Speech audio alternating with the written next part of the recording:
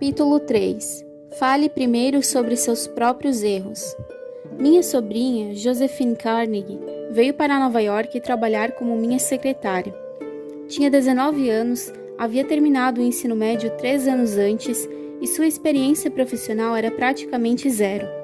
Hoje em dia é uma excelente secretária, mas no início, digamos que tinha muito a melhorar. Um dia, quando comecei a criticá-la, disse a mim mesmo: "Espere um minuto, Dale Carnegie. Você tem o dobro da idade da Josephine e 10.000 vezes mais experiência profissional.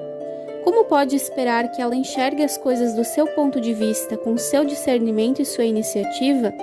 Aliás, Dale, o que você fazia aos 19 anos? Você se lembra dos erros estúpidos que cometia? Se lembra de quando fez isso e aquilo?" Refleti sobre o assunto com honestidade e imparcialidade e concluí que o desempenho de Josephine aos 19 anos era melhor do que o meu quando jovem, e isso, lamento confessar, não é exatamente um elogio às habilidades dela.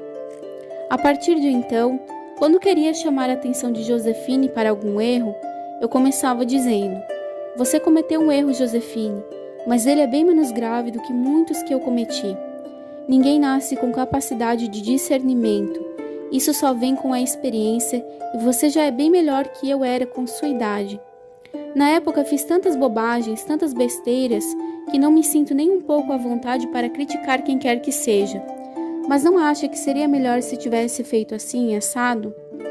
É menos difícil escutar uma lista dos seus erros quando a pessoa que faz a crítica começa com humildade, admitindo que também está longe da perfeição.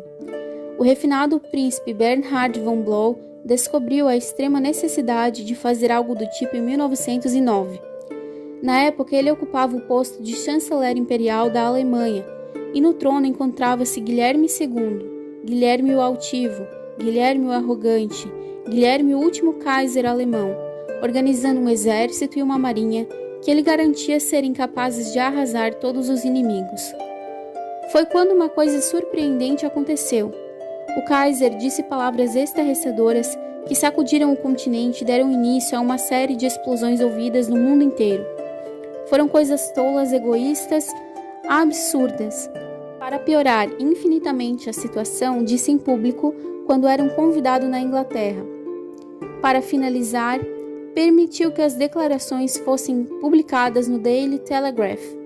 Ele afirmou, por exemplo, que era o único alemão que tinha simpatia pelos ingleses, que estava construindo uma marinha contra a ameaça japonesa, que ele sozinho havia impedido que a Inglaterra fosse humilhada pela Rússia e pela França, que havia criado o plano de campanha que permitira que o Lord Roberts da Inglaterra derrotasse os boeres da África do Sul, etc. Nos últimos 100 anos, em tempos de paz, aquelas foram as palavras mais absurdas a terem saído dos lábios de um rei europeu. O continente inteiro zumbia com a fúria de um vespeiro. A Inglaterra estava furiosa, os políticos alemães estarrecidos. E no meio de toda a consternação, o Kaiser entrou em pânico e sugeriu ao príncipe von Blow, chanceler imperial, que era culpa dele. Sim, ele queria que von Blow anunciasse que era o único responsável pelo desastre, que ele recomendara ao monarca que dissesse aqueles absurdos. "Mas, Vossa Majestade, parece-me absolutamente impossível que qualquer pessoa, seja ela alemã ou inglesa, possa supor que sou capaz de aconselhá-lo a dizer essas coisas", protestou von Blow. No momento em que as palavras saíram de sua boca, von Blow percebeu que havia cometido um erro gravíssimo. O Kaiser explodiu. "Você me considera um idiota capaz de dizer tolices que você jamais diria?" berrou.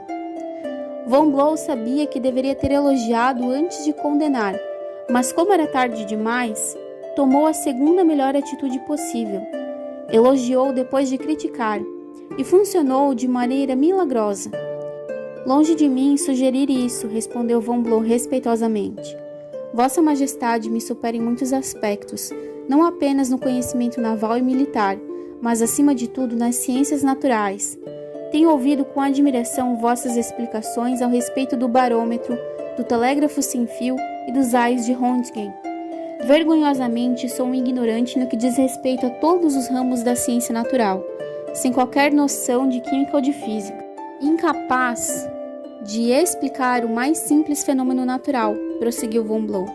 Em compensação, tem algum conhecimento histórico e talvez determinadas qualidades úteis na política, em especial na diplomacia. O Kaiser abriu um sorriso. Von Blow o elogiara. Von Blow o exaltara e diminuíra a si mesmo. O Kaiser podia perdoar qualquer coisa depois disso. Não tenho dito que nós nos completamos, disse o Kaiser com entusiasmo. Devemos nos manter unidos e assim o faremos. Ele apertou a mão de von Blow e não apenas uma vez, mas várias. Mais tarde, ainda no mesmo dia, estava tão entusiasmado que chegou a exclamar com punhos cerrados: se alguém disser algo contra o príncipe von Blow, vai levar um soco no nariz. Von Blow conseguiu se safar, mas como habilidoso diplomata que era, cometeu um erro. Deveria ter começado a conversa falando sobre as próprias limitações e a superioridade de Guilherme, e não insinuando que o Kaiser era um tolo que precisava de um guardião. Se von Blow conseguiu se safar disparando algumas frases que o rebaixavam e elogiavam o Kaiser, transformando o imperador arrogante e ofendido em amigo fiel, imagine o que é possível ganhar com a humildade e os elogios no dia a dia. Quando bem usados, eles são capazes de operar verdadeiros milagres nas relações humanas. Admitir os próprios erros, mesmo quando não forem corrigidos, ajuda a convencer o outro a mudar o comportamento. Um bom líder obedece ao seguinte princípio. Princípio 3. Fale sobre seus próprios erros antes de criticar o outro.